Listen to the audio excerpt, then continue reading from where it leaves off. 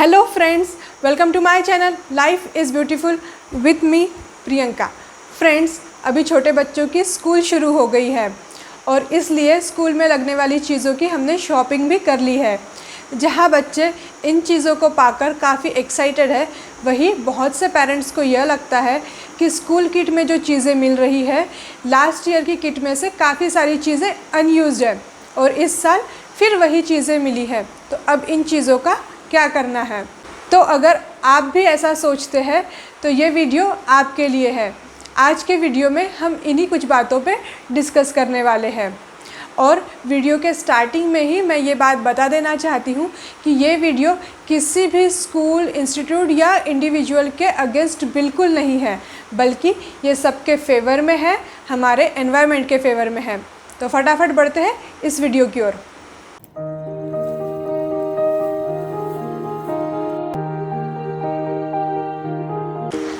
Friends, जब कोई चीज़ें बनती हैं तो वो कुछ ना कुछ पोल्यूशन ज़रूर करती है और साथ में हमारे बहुत सारे यूज़फुल रिसोर्सेज भी यूज़ करती है।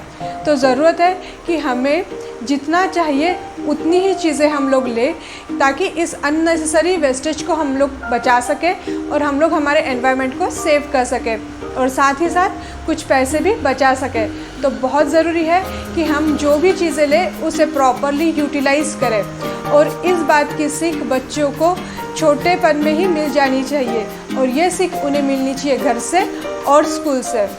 तो कुछ चीज़ें हैं जो हम लोग घर में कर सकते हैं और कुछ चीज़ें हैं जो हमें स्कूल लेवल पर भी करनी चाहिए। तो फ्रेंड्स, हमें बच्चों को साथ में लेकर इन सारी चीज़ों को चेक करना चाहिए, उसे प्रॉपरली सॉर्ट करना चाहिए।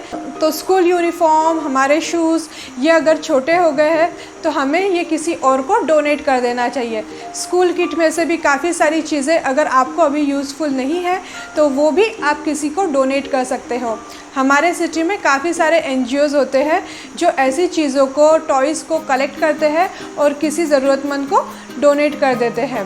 तो ऐसी चीज़ें हम लोग डोनेट कर सकते हैं। हमारे किताबों में बहुत सारे अनयूज्ड पेजेस होते हैं, तो इन पेजेस को अलग निकालकर हम इससे नई नोटबुक बना सकते हैं और ये नई नोटबुक हम खुद भी यूज़ कर सकते हैं या फिर किसी और को डोनेट कर सकते हैं। और ये करते वक्त हम बच्चों को पेपर के इम्पोर्टेंस के बारे में बता सकते हैं, कैसे एनवायरनमेंट एंड पेपर एक दूसरे से रिलेटेड है, ये चीज़ें बता सकते हैं। और फ्रेंड्स, यह सारी चीज़ें हमारे पास बहुत एक्सेसिव क्वांटिटी में ना हो, इसके लिए स्कूल ने भी कुछ स्टेप्स लेने चाहिए। जैसे कि कुछ आइटम जो मार्केट में इजीली अवेलेबल है वह स्कूल ने प्रोवाइड नहीं करने चाहिए या फिर ऑप्शनल रखने चाहिए कि जिन पेरेंट को ज़रूरत है सिर्फ वही उन चीज़ों को ऑर्डर करें। बहुत सारी चीज़ें प्लास्टिक रैप में आती हैं, तो अगर सेम किट की चीज़ें हैं और अगर प्लास्टिक रैप की उतनी ज़रूरत नहीं है तो आप इसे भी अवॉइड कर सकते हैं। इसके अलावा काफ़ी सारी चीज़ें ऐसी होती है जैसे कि फॉर एग्ज़ाम्पल बच्चों के लिए जो मैथ किट होते हैं उनमें जो चीज़ें होती है वो सिर्फ चैप्टर को इंट्रोड्यूस करने के लिए यूज़ होती है और उसके बाद 70% स्टूडेंट्स को इसकी कोई ज़रूरत नहीं होती है। तो अगर ऐसी कुछ चीज़ें हैं तो इन चीज़ों को, अच्छी क्वालिटी की ऐसी चीज़ें हमें स्कूल में ही मिलनी चाहिए, सिर्फ वहीं पर यूज़ करने के लिए। और हमारे स्कूल में 2 टीचर्स 1 मौशी होती है, तो इनके अंडर गाइडेंस में बच्चे इसे अच्छे से यूज़ कर सकते हैं। पर इसके अलावा किसी पेरेंट को लगता है कि हमें ये किट में चाहिए है, हमें घर पे भी यूज़ करने के लिए चाहिए है, तो वो इसका ऑर्डर दे सकते हैं, वो इसे खरीद सकते हैं। इसके अलावा स्कूल में कुछ स्कीम्स भी रख सकते हैं, जैसे कि कुछ चीज़ें जो अच्छी कंडीशन में है और किसी और को यूज़ हो सकती है, ऐसी चीज़ें अगर आप स्कूल को रिटर्न करते हो तो नेक्स्ट किट में आपको कुछ डिस्काउंट मिलेगा। तो इससे बच्चे भी इन्हें प्रॉपरली यूज़ करेंगे और पेरेंट्स को भी कुछ डिस्काउंट मिल जाएगा और किसी ज़रूरतमंद को ये चीज़ें आप लोग प्रोवाइड कर सकते हो। तो ऐसी काफ़ी सारी चीज़ें हमारे किट्स में होती है, जैसे कि स्टोरी बुक्स, फोनिक्स बुक्स, इनको ये सिर्फ रीडिंग के लिए यूज़ होती है। फ्रेंड्स, मैं इस बात को भी समझती हूँ कि स्कूल की अपनी काफ़ी सारी रिस्पॉन्सिबिलिटी होती है, उन पे भी बहुत सारा वर्कलोड होता है और ऐसे में कुछ इन्वेंट्री मेंटेन रखना या फिर कुछ आइटम लूज़ में अवेलेबल कराना उनके लिए भी काफ़ी डिफ़िकल्ट होता है।